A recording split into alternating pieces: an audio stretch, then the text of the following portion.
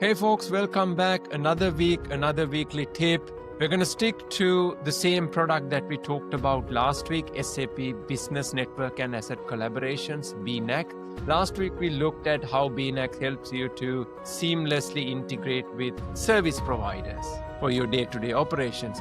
Today, we're going to look at how it efficiently integrates with OEMs or equipment manufacturers. But let's first look at the case here. When you buy a brand new equipment, that gets into your premises, gets installed by the specialist party or the manufacturer themselves, and all the documentation related to that get handed over to engineering and maintenance team for the operation.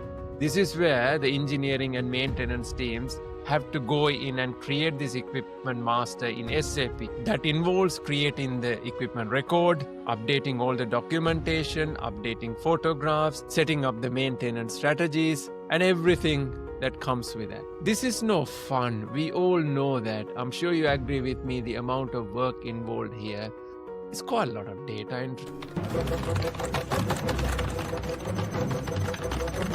Data entry burden is one thing, but in my experience, the handing over the information related to equipment from projects to engineering and maintenance teams does not work 100%. Only some information gets into SAP.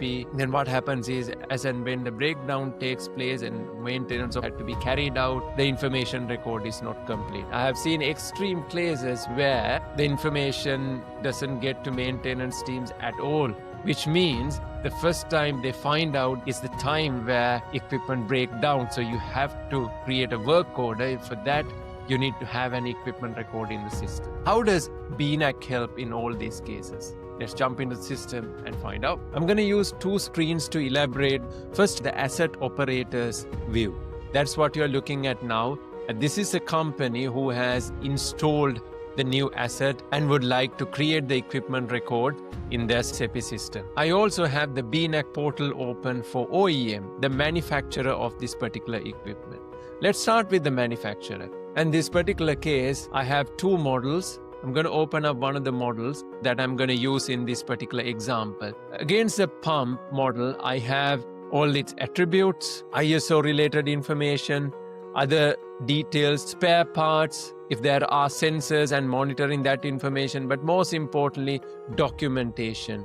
This documentation are the documentation related to installation, operations, and any other specific task. Also below, I have like key information like potential failure modes. These are very helpful as an asset operator for me to formulate strategies. Let me flip back to asset operator's view. So this is the BNAC system of the asset operator. Asset operator is the company who has bought this particular equipment, installed, and in the process of registering that in their SAP systems. I'm going to go into these equipments. It shows me that I have 324 equipment, and I have the new equipment that I bought is a centrifugal pump, which you have just seen. I'm going to go ahead and click new. Here I get the chance to select the model. I'm going to go ahead and select this particular model. That's the one we have just seen from the manufacturer. Assign the model. I'm going to give a brand new ID to it. Select the ERP system that it connects to and save. Straight away, my new equipment record gets created. Let's look at this equipment in a bit more detail. You have the equipment record. This is in the asset operator's SAP system. I have 21 attributes that had automatically come through from the manufacturer. No need to enter them manually. You have information related to spare parts, documentation, sensor readings, and maintenance and service related information. If I go into documentation, you see all the documentation has come through. There are 5 documents in here. If I go into planned maintenance, I'm given a strategy to follow, an inspection. If I go in and open it, that provides me the strategy related information. Fairly straightforward. Steps will give me all the steps that needs to be followed with the timings associated with that. There are preconditions, post-conditions.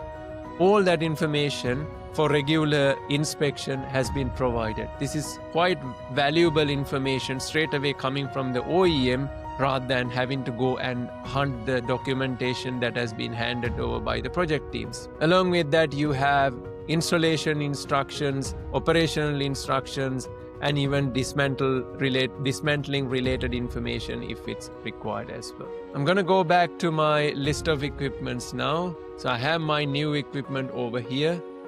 I can select it and publish it. That means it's all available in my system. What I can also do is I can share this equipment and the fact that I have installed it in my premise with the OEM. Share. I'm going to select the OEM. By the way, I can choose to share this with any service providers as well. Can decide what level of control I'll give. I will just go ahead and give read rights. Now it's shared with the OEM.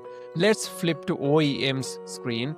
This is OEM screens. We already looked at models. Now let's look at this particular tile equipment.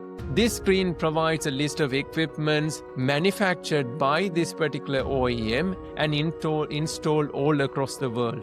That's the reason why asset operators share this information, because that way OEMs can track where their equipments are. At this point in time, obviously there's no information, but as and when the maintenance history built up in this particular equipment with the operator, this information is straight away accessible to OEM as well to take design related decisions and also advice if required to the operator as well. I'm sure you can see I'm trying to emphasize two things here. Number one, how smooth the onboarding process of the equipments to operators SAP system is and how much time and hassle that you could save. And then also, ongoing basis, the platform it builds in terms of passing information between OEMs and asset operators. Hope you liked what you have seen and learned a tip or two from this episode. If you have any particular topics, subjects that you want us to cover, please send them in. We'll do our absolute best to sequence them in. As always, thank you ever so much for watching. I'll see you next week.